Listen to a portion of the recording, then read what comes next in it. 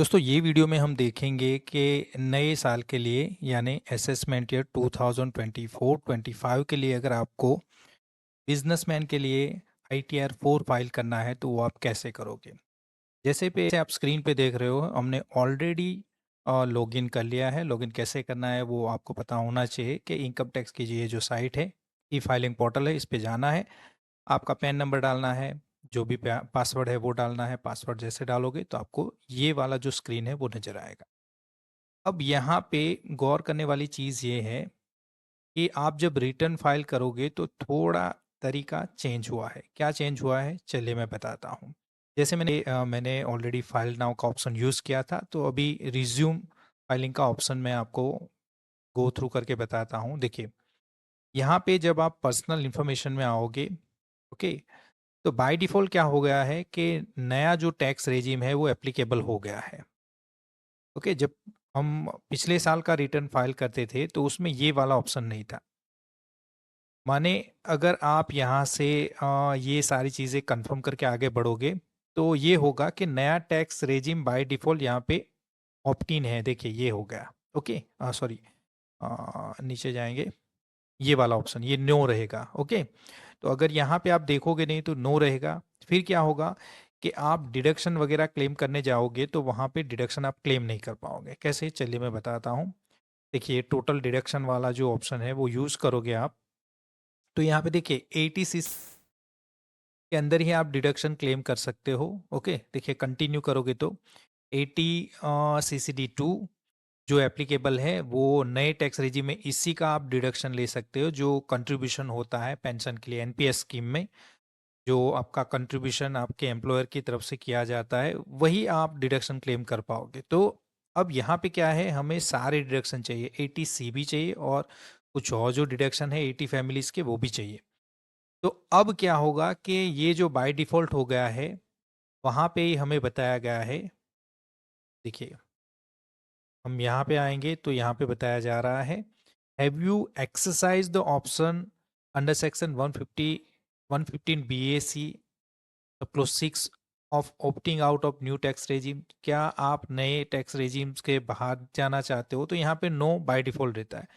अब हमें यहाँ से नए टैक्स रेजिम में अगर फाइल नहीं करना है, जो भी हमारे डिडक्शन है, लोन का इंटरेस्ट है, प्रिंसिपल है, इंटरेस्ट तो 24B में आ जाएगा, लेकिन जहाँ तक बात है होम लोन का जो प्रिंसिपल है वो आपका डिडक्शन के तौर पे 80C में क्लेम करना चाहते हो, आपके जो बच्चे की फीस है या आप प्रीमियम वगैरह लाइफ इंश्योरेंस के लिए पे करते हो वगैरह जो भी है, तो वो डिडक्शन आप क्लेम करना चाहते हो तो ये पहले वाला ऑप्शन आपको पिक करना है।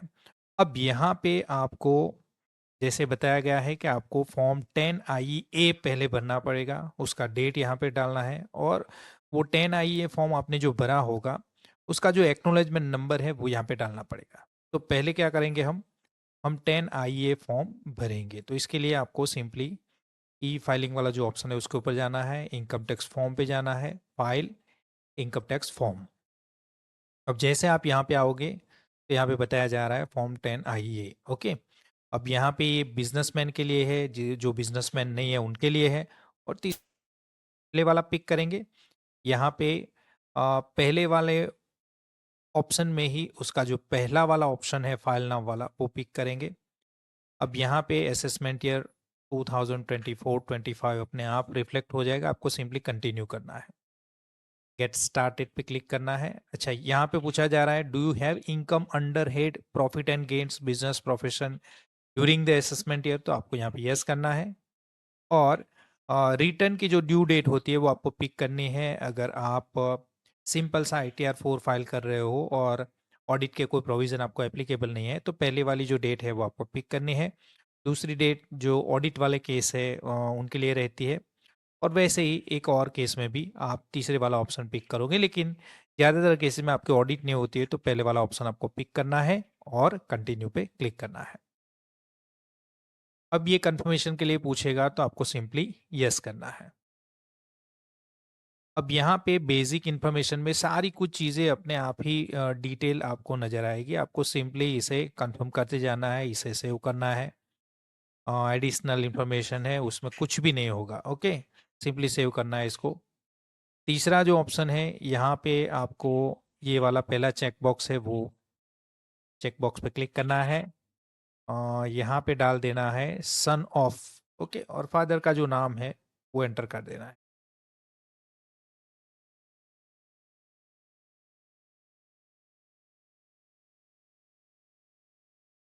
चलिए, अब दूसरे वाला जो ऑप्शन है वो भी पिक कर लेना है, तीसरे वाला जो ऑप्शन है वो भी पिक कर लेना है। बस यही बताया जा रहा है कि एक बार ये जो नया टैक्स रिजीम है उससे बाहर आप निकलोगे तो फिर आप इन एलिजिबल हो जाओगे। ये जो पर्सन है, ये जो नाम है और जो पैन नंबर है, वो इन एलिजिबल हो जाएंगे। ओके, यही बताया गया आपको। सिंपली ये चेक बॉक्स पे टिक करना है, जो भी आपका प्लेस है वो प्लेस पिक कर लेना है और सेव करना है। That's it. अब प्रीव्यू में जाएंगे और इसका प्रीव्यू नज़र आएगा आपको। ओके, तो ये प्रीव्यू में आपका पूरा जो रिक्वेस्ट है, ओके, वो रिक्वेस्ट हो गया है कि आप 150 BAC उसको नया टैक्स रेजिम नहीं लेना चाहते हो, पुराने टैक्स रेजिम के अकॉर्डिंग चलना चाहते हो। ओके, और बाकी सारी चीज़ें यहाँ पे दी गई है जो आपको एप्लीकेबल है। आपको सिंपली नीचे आना है, प्रोसीड टू ई वेरीफाई करना है। अब यहाँ से पूछा जाएगा are you sure you want to proceed to e verify, आपको यहाँ पे सिंपली यस करना है। अब जैसे आईटीआर फाइल कंप्लीट करते हो और जैसे वेरिफिकेशन होता है वैसे ही यहाँ पे आप आधार ओटीपी पिक करोगे। ज़्यादातर केसेस में यही पिक किया जाता है, अदरवाइज दूसरे ऑप्शन आपके पास अवेलेबल है। अब सिंपली यहाँ पे कंटिन्यू करूँगा मैं और अपने क्लाइंट के ऊपर जो भी यहाँ से जनरेट आधार ओटीपी करूँगा। अब जो भी एटीपी है वो ओटीपी एंटर करना है और वैलिडेट पे क्लिक करना है। अब आपको जैसे ही आप ओटीपी एंटर करोगे तो आपको पूछा जाएगा कि are you sure you want to submit form 10I, ये आपको सबमिट करना है। यहाँ पे यस क्लिक करना है। देखिए, आपका फॉर्म सबमिट हो चुका है। अब ये जो एक्नोलेजमेंट है उसको आप डाउनलोड भी कर सकते हो, या फिर अभी फाइल करना है आपको तो आप सिंपली ये वाला जो एक्नोलेजमेंट नंबर है वो कॉपी कर लेंगे, क्योंकि अभी हम जब रिटर्न फाइल करेंगे तो नो वाला ऑप्शन पिक करना है और एक्नोलेजमेंट नंबर हमें डालना पड़ेगा। अब यहाँ से डाउनलोड भी कर लेते हैं, चलिए।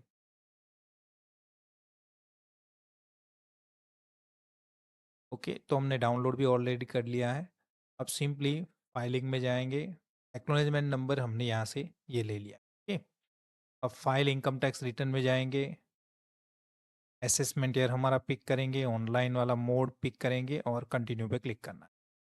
अब ऑलरेडी मैंने पहले रिज्यूम कर रखा था तो रिज्यूम वाले ऑप्शन में मैं जाऊंगा, अदरवाइज आपको स्टार्ट न्यू फाइलिंग से ये सारी चीज़ें करनी पड़ेगी। चलिए, मैंने रिज्यूम कर लिया। रिज्यूम करने पे भी ये वाला जो पहले वाला ऑप्शन है इसके अंदर जाएंगे। अब यहाँ पे कुछ चेंज करना है क्योंकि बाय डिफ़ॉल्ट नया टैक्स रेजिम हो गया है, तो हमें पुराने टैक्स रेजिम के अकॉर्डिंग चलना है। तो यहाँ पे यस वाला ऑप्शन पिक करेंगे। डेट कौन सी होगी? डेट आज की ही होगी। ओके, 26 अप्रैल हम पिक कर लेते हैं। चलिए, देखिए ये वाला जो क्लाइंट है उसका टीडीएस वगैरह कुछ नहीं है। ओके, इसलिए मैं अप्रैल में इसका फाइल कर रहा हूँ, अदरवाइज रुकना है। अगर अप्रैल, जनवरी, फरवरी या मार्च में आपका कोई टीडीएस कटा है तो आपको मई के बाद रिटर्न फाइल करना है, जून 15 के अराउंड फाइल करना है। क्यों? क्योंकि टीडीएस की जो डिटेल है वो यहाँ पे रिफ्लेक्ट हो जाएगी। ओके, चलिए, तो यहाँ पे मैंने 26 अप्रैल जो डेट पे फाइल किया है वो डाल दी है मैंने, जो फॉर्म 10IA का भरा था, और एक्नोलेजमेंट नंबर हमने अभी ही कॉपी किया था, इसे यहाँ पे पेस्ट कर लेंगे। चलिए, आगे बढ़ेंगे। और whether this return is filed by representative, तो नो कर दिया है हमने। पहले का जो आपका बैंक का डिटेल होगा वो ऑलरेडी वैलिडेटेड है, यहाँ पे सिंपली कंफर्म करना है। देखिए, इतना करने के बाद आपको जो भी आपकी टोटल इनकम है, यहाँ पे सैलरी की डिटेल पूछी जा रही है तो वो मैं स्किप करूँगा क्योंकि सैलरी की हमारी कोई डिटेल नहीं है।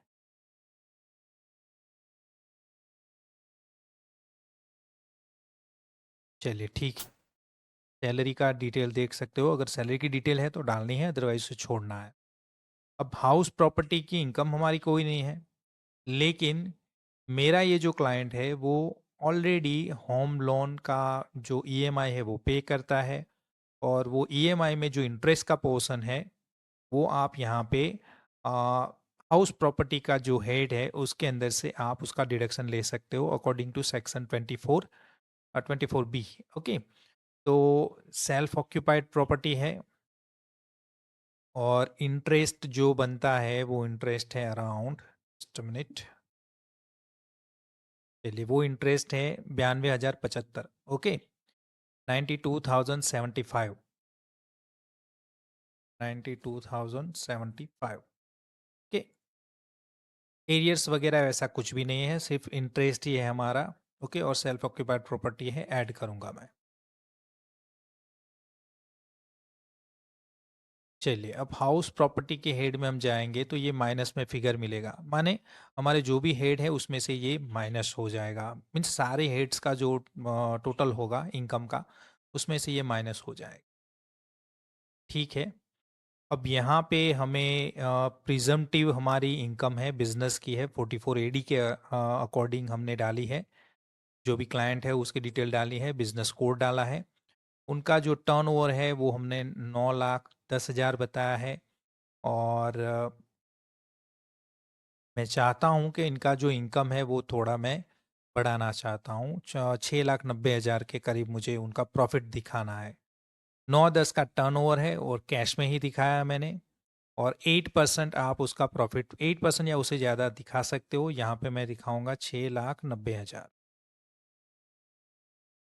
ये प्रिजम्पटिव होता है, यहाँ पे अकाउंट मेंटेन, तो आप प्रिज्यूम कर सकते हो कि इतना मेरा प्रॉफिट हुआ होगा, इतना टर्नओवर था। ओके, तो उस हिसाब से हमने 6,90,000 बताया है।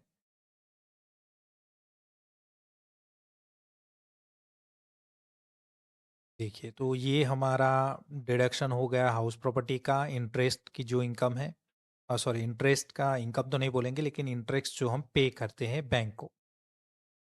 6,90,000 का हमारा प्रॉफिट यहाँ पे है। टोटल मिला के हमारी जो इनकम हो जाती है वो है 5,97,000, क्योंकि 690 का हमारा प्रॉफिट है और उसमें से 92,000 तो हमारा इंटरेस्ट का जो है, हाउस प्रॉपर्टी का इंटरेस्ट, वो डिडक्शन मिल जाता है। अब ये हम कंफर्म करेंगे। अब रही बात डिस्क्लोजर, एग्जेम्प्ट इनकम आपकी कोई है तो वो डिस्क्लोज करनी पड़ेगी। ओके, और जहाँ तक बात है 44 AD की, तो आप कुछ चीज़ें हैं वो डिक्लेयर करनी होती है, जैसे आपने सन्ड्री डेटर्स कितने हैं, आपकी इन्वेंटरी कितनी है, क्रेडिटर्स कितनी है, अगर नहीं है तो जीरो बता दो, और कैश इन हैंड जो भी है वो ये कंपलसरी है, ये जो रेड एस्ट्रिक नज़र आ रहा है वो कंपलसरी है, तो उसको दिखा दो, वो जो भी फिगर है। यहाँ पे हमने कैश इन हैंड 55,000 बताया है। जीएसटी की कोई डिटेल है नहीं, और कोई भी ऐसी एग्जेम्प्ट इनकम भी नहीं है हमारी जो इनकम टैक्स के अकॉर्डिंग जिसे एग्जेम्प्ट माना जाता है, तो उसे हम छोड़ेंगे, कंफर्म करें।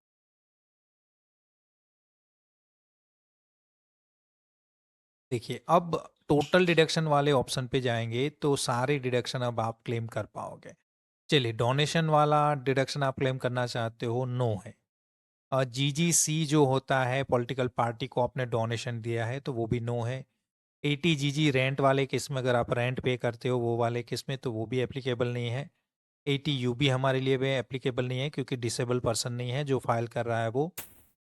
डीडी माने आपने कोई मेडिक्लेम पे या हेल्थ इंश्योरेंस पे प्रीमियम पे किया है, तो वो भी नहीं है हमारे लिए। अच्छा, यहाँ पे बताया गया, are you eligible to claim deduction in respect of payment towards life insurance premium, आपने कुछ पे किया है क्या? ओके, तो वो क्लाइंट की डिटेल हमारे पास ऑलरेडी है, हम देख लेते हैं। देखिए, पिछले साल 10,000 का LIC था, तो यहाँ पे मैं यस करूँगा। ओके, और जो भी एटीसी में, एटीसी में सिर्फ LIC वगैरह ही नहीं, कुछ फिक्स डिपॉजिट आपने 5 साल के लिए ली है, प्रोविडेंट फंड है, ईपीएफ है, बच्चों की ट्यूशन फी जो होती है वो भी आप डिडक्शन के तौर पे क्लेम कर सकते हो।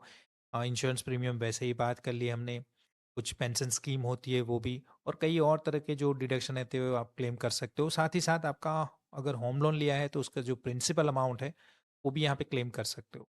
ओके, तो एटीसी में ऑलरेडी बच्चे की फीस 10,000 तो लगेगी, साथ ही साथ हमने इंटरेस्ट तो पे किया था, लेकिन प्रिंसिपल अमाउंट है वो भी हम क्लेम करेंगे। तो प्रिंसिपल अमाउंट कितनी है, जस्ट अ मिनट।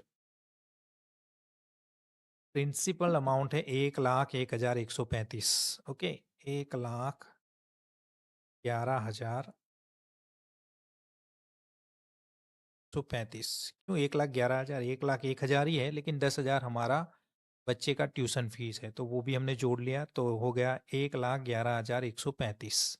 तो जो भी टोटल अमाउंट होती है ईटीसी में, जो भी डिडक्शन होते हैं, ओके, वो आपको क्लेम करना है। अगर आप जानना चाहते हो उसमें क्या क्या चीज़ें रहेगी, तो यहाँ पे ऑप्शन भी दिया गया है, यहाँ से आप गो थ्रू कर सकते हो। चलिए, तो ये अमाउंट भी हमने डाल दी।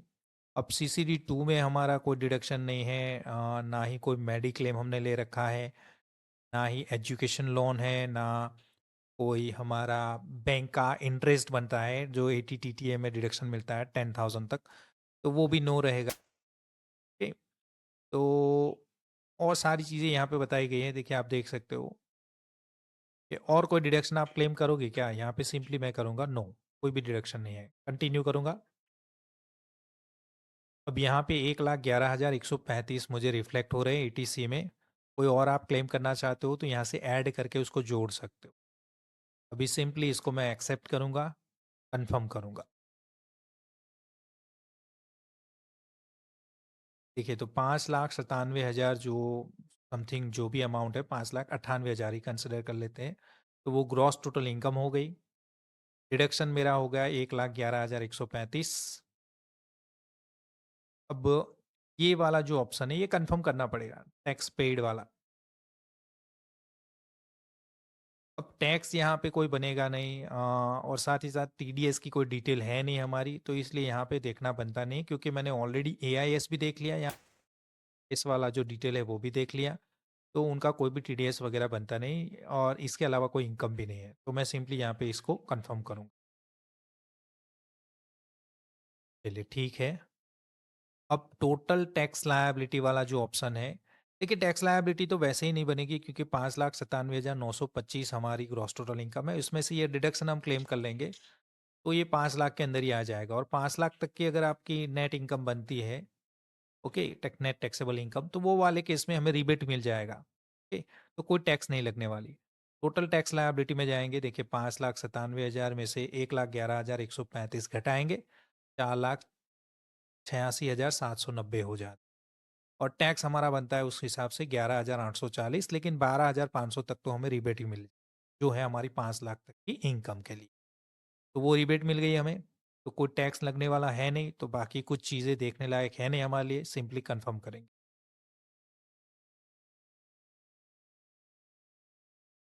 अब सारे जो शेड्यूल है वो सारे हमने कंफर्म कर लिए हैं। प्रोसीड वाला जो ऑप्शन है उस पर क्लिक करेंगे। आप चाहो कि आप जेसन डाउनलोड करना चाहते हो, किसी और को प्रोवाइड करना है कंफर्म करने के लिए, या फिर खुद के लिए आप लेटर ऑन रिटर्न फाइल करना चाहते हो तो वो कर सकते हो, अदरवाइज सिंपली अभी ऑनलाइन ही फाइल करना है तो प्रोसीड पे क्लिक करेंगे। ठीक है। अभी ये डिटेल रिफ्लेक्ट हो जाएगी जिसमें बताया जा रहा है कि आपको कोई भी पेमेंट नहीं करना है, कोई टैक्स लायबिलिटी आपकी बनती नहीं है। सिंपली प्रीव्यू रिटर्न वाला जो ऑप्शन है इसके ऊपर क्लिक करेंगे। अब यहाँ पे जो भी कंफर्मेशन है वो कंफर्मेशन हमें यहाँ पे ये चेकबॉक्स को टिक करना है, और ये जो डिक्लेरेशन है उसको हम सबमिट करेंगे, या फिर यहाँ से प्रोसीड टू प्रीव्यू करेंगे। तो आईटीआर में जो डिटेल डाली है आपने उसका प्रीव्यू आप यहाँ पे देख सकते हो। अगर किसी को कंफर्म करने के लिए भेजना है तो उसका डाउनलोड या प्रिंट भी निकाल सकते हो। तो यहाँ से सिंपली आप देख लोगे एक बार के जो डिटेल भरी है हमारी वो सही है कि नहीं है। ओके, ग्रॉस टोटल इनकम मिल गई 1,11,000 देखिए। ओके, तो ये सारी चीज़ें आप एक बार कंफर्म कर लो, आपका जो टर्नओवर है, आपका जो प्रॉफिट डिक्लेयर किया है, सारी चीज़ें यहाँ पे एक आपको प्रीव्यू मिल जाएगा। अब ये सारी चीज़ें हमने ऑलरेडी कंफर्म कर ली हैं, तो प्रोसीड टू वैलिडेशन पे क्लिक करेंगे तो ये वैलिडेट हो जाएगा। प्रोसीड टू वेरिफिकेशन वाला जो ऑप्शन है इसके ऊपर क्लिक करना है।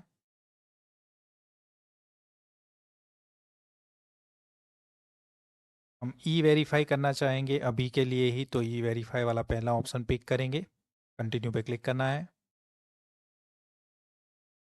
आधार नंबर से ओटीपी लेने वाला पहला ऑप्शन पिक करेंगे, कंटिन्यू करेंगे। जनरेट आधार ओटीपी वाला जो ऑप्शन है उस पर क्लिक करेंगे, तो ओटीपी आपके क्लाइंट के ऊपर जाएगा, वो ओटीपी डालना है और सबमिट करना है।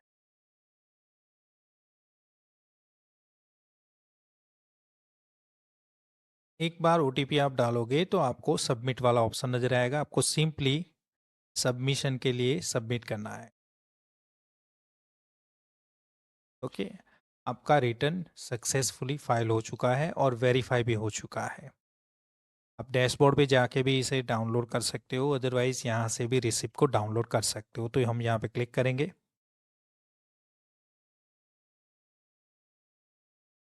ओके, और हमारा जो रिसिप्ट है वो डाउनलोड हो चुका है, जिसे हम ITR-V बोलते हैं, वो डाउनलोड हो चुका है।